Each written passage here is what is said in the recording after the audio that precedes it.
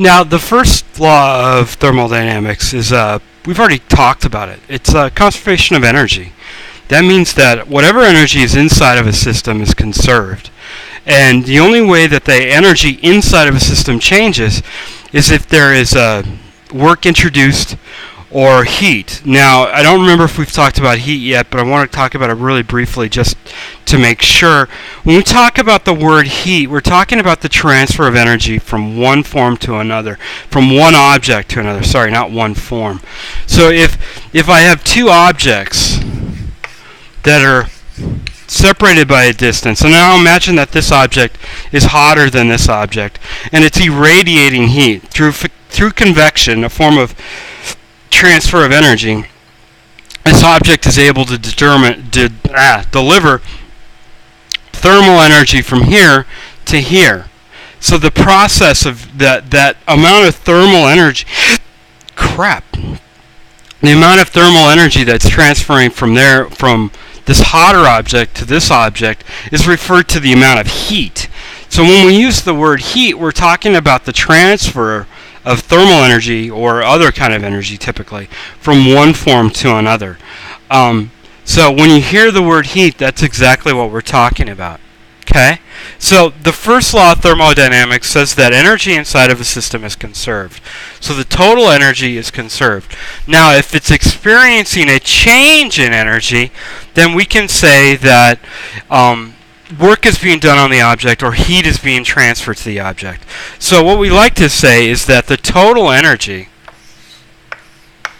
the total final energy minus the total initial energy. So that's basically saying the change in energy is any kind of change in energy is either due to work or due to heat.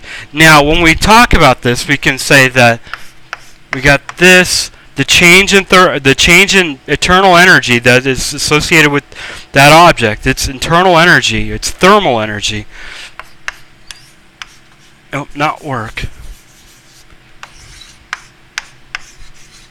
Has that relationship. Okay, so that means that the change in its energy is caused by heat, which we express with a Q. I don't know exactly why. I'm sure it's probably because it's a Greek root somewhere. Minus the work done. Now, why is it minus work? Well, if you think about it, if it's the work done by that pocket of gas, if you will, inside of a cylinder, if that's the work done by that gas, that energy is being removed from the gas and delivered to that piston or whatever that it's moving. So that energy is removed from the system. Now, if there's work being done on the gas, like the piston compressing it, then that's negative work. It reduces the volume of it. The force and the displacement are in the opposite direction. So that turns out to be negative work, meaning that you have a positive change in work there. So it's negative because it's talking about the gas itself. Is the gas doing work, or is work being done on it? If it's doing work, which that equation is expressing, then it's going to be removing energy from the system to somewhere else. If work is being done, then it's adding energy into the system. Okay? And then you just simply got heat, that value of Q. Okay, so that's the first law of thermodynamics. Energy is conserved. So if energy does change in a system, so this meaning the change in the energy of the system, that heat is being introduced to the system or taken away in some cases, and work is being done on the system. Okay? So that's the first law of thermodynamics.